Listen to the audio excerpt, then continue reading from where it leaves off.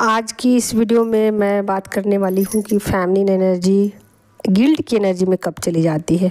और ये कब होता है, क्यों होता है। ठीक है, तो इस पर ही आज थोड़ा डीप थिंकिंग करने वाली हूँ और आप लोगों को ये जानकारी देने वाली हूँ। ठीक है, तो देखिए, आप लोगों को पता ही है कि एनर्जी बहुत सारी होती है जिससे कि हमारी एनर्जी की वाइब्रेशन लो होती है और बहुत सारी चीज़ें ऐसी होती है जो हमारी एनर्जी में ब्लॉकेज पैदा करती है। ठीक है, तो ये गिल्ट की एनर्जी आपकी एनर्जी में कब आती है और कब इसको फेमिनिन हैंडल करती है और कैसे करती है, तो इस पर ही आज का वीडियो है। ठीक है, तो चलिए स्टार्ट करती हूँ वीडियो। और देखिए, यहाँ पर मैं हमेशा ही बताती हूँ कि एनर्जी जो है दो भागों में है, एक रनर का और चेज़र का है। और आप रनर हो या चेज़र हो, इस पर आपकी एनर्जी डिपेंड करेगी। ठीक है, एक तो ये चीज़ें हो गई। दूसरे है कि आपकी ऊर्जा जो है वो 5 लेवल्स में है। आप जैसे जैसे आगे बढ़ते जाओगे आपकी एनर्जी बढ़ती जाएगी, आप लेवल अप होते जाओगे। ठीक है, तो यहाँ पर मैं बात कर रही हूँ कि आप अगर आप चेज़र हो, चेज़ कर रहे हो, तो आपकी ऊर्जा की वाइब्रेशन काफ़ी लो होगी और ऐसे में आपकी अवेकनिंग नहीं हुई है। इसका मतलब ये हुआ कि आपकी अवेकनिंग नहीं हुई है, क्योंकि जब आप एक अवेकन पर्सन होते हो तो आप किसी को चेज़ नहीं करते हो। ठीक है, और यहाँ पर चेजिंग भी 3 तरीके की है, फिज़िकल, मेंटल और स्पिरिचुअल लेवल पर। तीनों लेवल पर आप किसी को चेज़ करते हो तो आप चेज़र हो। ठीक है, तो चलिए ये भी मैंने आज क्लियर कर दिया। और देखिए, जब आप चेज़ कर लेते हो अपने पर्सन को और आप को लगता है कि ये सही नहीं है और आप अपने ऊपर पूरा वर्क करते हो, उसके बाद आपकी ऊर्जा बैलेंस हो जाती है। और जब आप बैलेंस वाले स्टेट में आ जाते हो, यानी कि आप एम्प्रेस की एनर्जी में पहुंच जाते हो, तब आपकी ऊर्जा की वाइब्रेशन काफ़ी बढ़ जाती है और आपकी ऊर्जा बहुत ही लाइट रूप में वाइब्रेट करती है। आपका जो लाइट है ना, आपका ऑरा जो है ना, वो बिल्कुल क्लीन हो जाता है और कहीं भी ब्लॉकेजेज नहीं होते हैं। और यहाँ से आप यू टर्न लेते हो, यानी कि आप किसी भी तरीके से अपने पर्सन को आप चेज़ नहीं करते हो और फुल्ली अवेकन पर्सन होते हो। यहाँ पर बहुत सारे लोगों का मैं थोड़ा सा क्लियर कर दूँ, बहुत सारे लोग ऐसे भी होंगे जो अनअवेकन हैं और उनको ऐसा लगता है कि वो तो बिल्कुल बैलेंस है। जी नहीं, अनअवेकन अगर आप हो और अगर आप बैलेंस हो तो ये बैलेंस थोड़े समय का है। आपका बैलेंस कभी भी बिगड़ सकता है। जैसे ही न्यू मून फुल मून का इफ़ेक्ट आएगा, आप पर इफ़ेक्ट डालेगा और चीज़ें थोड़े समय के लिए आपको रिलीफ दी गई हैं। ऐसा यूनिवर्स की तरफ से होता है कभी कभी। लेकिन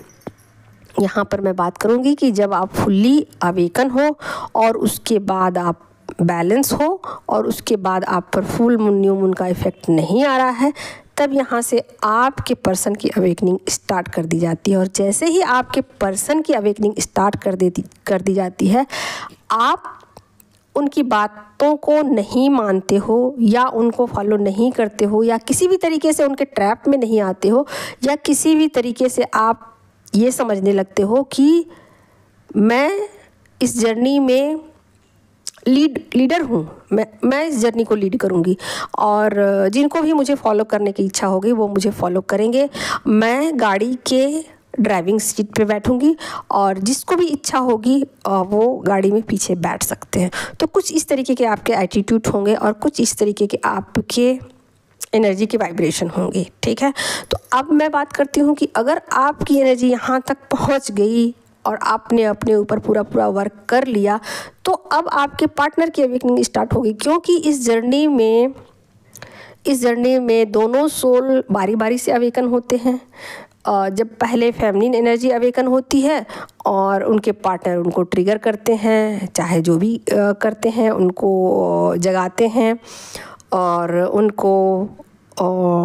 ट्रिगर भी करते हैं, उनको बैलेंस भी करते हैं, मतलब सब कुछ करके वो उनको अवेकन कर देते हैं। लेकिन जब फेमिनिन एनर्जी अवेकन हो जाती है तो अब उनके पार्टनर की बारी होती है और उनके पार्टनर को भी उसी दौर से गुजरना होता है, उनकी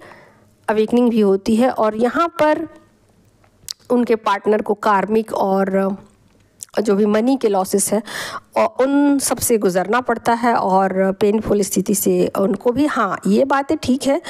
कि उनका अपना तरीका होता है चीज़ों को समझने का, अपना ढंग होता है और फेमिनिन एनर्जी का अपना तरीका, अपना ढंग होता है, लेकिन वो अवेकन होते हैं। और जब मस्कुलिन एनर्जी अवेकन होती है और इस बीच इस दौरान में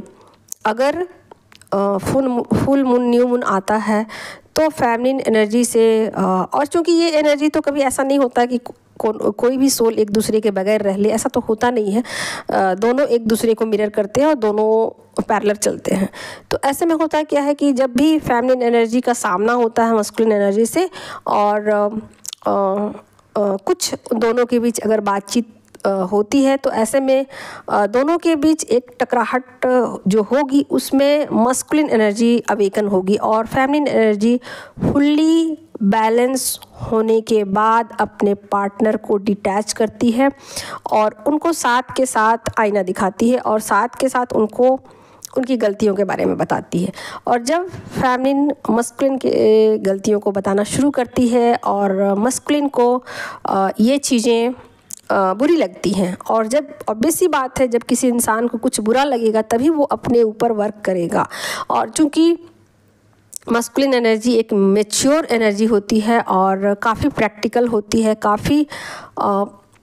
दिमाग से चीज़ों को समझने की कोशिश करती है और उनको फेमिनिन में किसी भी तरीके का अब फॉल्ट नज़र नहीं आता और किसी भी तरीके से फेमिनिन को वो ट्रिगर नहीं पहुंचा पाते क्योंकि फेमिनिन एनर्जी फुल्ली बैलेंस होती है और मतलब मजबूत स्थिति में होती है मेंटल, फिजिकल और स्पिरिचुअल लेवल पर। तो ऐसे में वो देखते हैं कि अब फेमिनिन को ट्रिगर नहीं किया जा सकता है या फेमिनिन के सवालों का जवाब उनके पास नहीं होता है और फेमिनिन ही उल्टा उन पर हावी होती है और बहुत सारे सवाल उन पर जड़ देती है और उनका जवाब उनके पास नहीं होता है और ये क्वेश्चन का उत्तर वो खुद के अंदर ढूंढते हैं। ऐसे में क्या होता है कि फेमिनिन एनर्जी जो है थोड़ा बहुत कभी कभी रूड बिहेव कर सकती है। आप ऐसा सोचिए कि कोई माँ अपने बच्चे को किसी गलती की वजह से उसको डांट सकती है, कभी कभी मार भी सकती है और कभी कभी धमकियाँ भी दे सकती है या कुछ रूड रवैया भी अपना सकती है। तो ऐसे में फेमिनिन एनर्जी जो भी करती है वो जानबूझ करके करती है क्योंकि फेमिनिन अवेकन सोल हो चुकी होती है, वो अपने ऊपर पूरा काम कर चुकी होती है तो वो जो भी कर रही होती है वो समझते हुए कर रही होती है। हालांकि यहाँ पर मस्कुलिन एनर्जी जो है जब फेमिनिन अवेकन हो रही होती है तब वो बहुत ही रूढ़ रवैया अपनाते हैं और वो एक अनअवेकन सोल की तरह बिहेव करते हैं। लेकिन जब फेमिनिन अवेकन हो जाती है तो वो उनके साथ वो ऐसा ट्रीटमेंट नहीं करती है, चीज़ों को अलग ढंग से ठीक करने की कोशिश करती है और चीज़ें ऐसा सोचती है कि चीज़ें ऐसे ठीक हो जाएं कि जैसे कि मेरा काम भी हो जाए, बच्चा सुधर भी जाए और मुझे हाथ ना उठाना पड़े, मुझे उसको ट्रिगर ना करना पड़े, मुझे कुछ और ना करना पड़े। लेकिन यहाँ पर कुछ ना कुछ तो एक्शन लेना ही पड़ता है फेमिनिन एनर्जी को और जब फेमिनिन एनर्जी कुछ भी एक्शन लेती है तो ऐसे में उनको खुद में ही बुरा लगता है कि उन्होंने ये क्या कर डाला या ये करना ज़रूरी था क्या। तो कुछ इस तरीके के पैटर्न होते हैं और इसमें बुरा लगता है फेमिनिन एनर्जी को और उनको लगता है कि ये चीज़ें मुझे मजबूरी में करनी पड़ रही है, मेरी इच्छा तो नहीं है बट ये मजबूरी है कि ये कदम मुझे उठाना ही पड़ेगा अपने पार्टनर को अवेकन करने के लिए। और अपना स्टैंड वो रखती है, अपना स्टैंड लेती है और बोलती हैं वो, ठीक है। तो पहले जो नहीं बोला करती थी वो अब बोलती हैं कि जो भी है चीज़ें सच हैं, जो सोसाइटी के जो भी थॉट्स हैं, प्रेशर है या बिलीफ सिस्टम है, जो भी एनर्जी में ब्लॉकेजेज हैं उनके पार्टनर के, उसके लिए वो बोलती हैं। और जब वो बोलती हैं तो उनके पार्टनर को ये चीज़ें बुरी लगती हैं और फेमिनिन को पता होती कि ये चीज़ें उन्हें बुरी लग रही हैं बट उनके पास कोई रास्ता नहीं होता है और उनको ऐसा लगता है कि भले ही चीज़ें बुरी लगे तो लगे, लेकिन मुझे ये करना है ताकि उनके पार्टनर अवेकन हो सके, ठीक है। लेकिन यहाँ पर फेमिनिन फुल्ली अवेकन होती है और समझते बुझते हुए वो एक्शन लेती है, बोलती है और यहाँ पर वो कर्मा क्रिएट नहीं कर रही होती है, लेकिन फिर भी कहीं ना कहीं वो गिल्ट की एनर्जी में चली जाती हैं और फिर वो सोचती भी हैं, रिकवर भी कर लेती हैं, ऐसा सोचती हैं कि ठीक है, माना कि ये चीज़ें करनी ज़रूरी है और माना कि ये सब करने के पीछे कुछ अच्छा मकसद ही है, बट बुरी तो फैमिली को भी लगती है जब वो अपने पार्टनर को तकलीफ़ देती है और दुख पहुंचाती है या उनको किसी भी तरीके से हार्म या ट्रिगर करती है। लेकिन यहाँ पर वो ऐसे बिहेव करती है कि जैसे कि कुछ भी ना हुआ हो और ये चीज़ें ठीक हो जाएंगी, कुछ समय के बाद ये चीज़ें सही हो जाएंगी और सही करने के लिए कुछ वो एक्शन लेती हैं। ऐसा नहीं है कि वो बातचीत बंद कर देती है, ऐसा नहीं है कि अब कुछ उसके बाद का जो अपना जो रवैया है वो रूढ़ ही रखती है, ऐसा नहीं करती है। चीज़ों को फिर नॉर्मल कर देने की कोशिश करती हैं ताकि वो बैलेंस बना रहे, क्योंकि वो बार बार चीज़ों को ट्रिगर करने के बाद बार बार वो बैलेंस भी करती हैं ताकि बैलेंसिंग बिगड़े नहीं, उनका पर्सन जो है वो अवेकन भी हो जाए और चीज़ें बैलेंस वे में दोनों के बीच चलती रहे। और मस्कुलिन एनर्जी ईगो वाली एनर्जी होती है, तो उनका जो ईगो है वो धीरे धीरे मेल्ट होता है और इस तरीके से उनके पर्सन एक दिन अवेकन हो जाते हैं। ठीक है, तो यहाँ पर मैं गिल्ट की एनर्जी की बात कर रही थी। तो ऐसा तभी होता है जब फैमिली अवेकन हो जाती है और उनके पर्सन अनअवेकन होते हैं और अपने पर्सन को अवेकन करने के लिए उनको कुछ एक्शन लेने पड़ते हैं, बोलने पड़ते हैं, थोड़ा रूड रवैया अपनाना पड़ता है। और जैसे आपको मैंने बताया ही कि जैसे एक माँ अपने बच्चे को सुधारने के लिए कुछ एक्शंस लेती हैं और उनके भले के लिए होता है, लेकिन फिर भी कई बार ऐसा होता है कि माँ जो है अपने बच्चे के लिए कुछ बुरा करके खुद ही गिल्ट की एनर्जी में चली जाती है। ठीक है, तो ये है फैमिली एनर्जी कि कब वो गिल्ट की एनर्जी में चली जाती है और कैसे अपने आप को ठीक कर लेती है, सुधार लेती है और चीज़ों को बैलेंस कर देती है, और ऐसा वो जानबूझ के करती है। ठीक है दोस्तों, तो आज की इस वीडियो में इतना ही।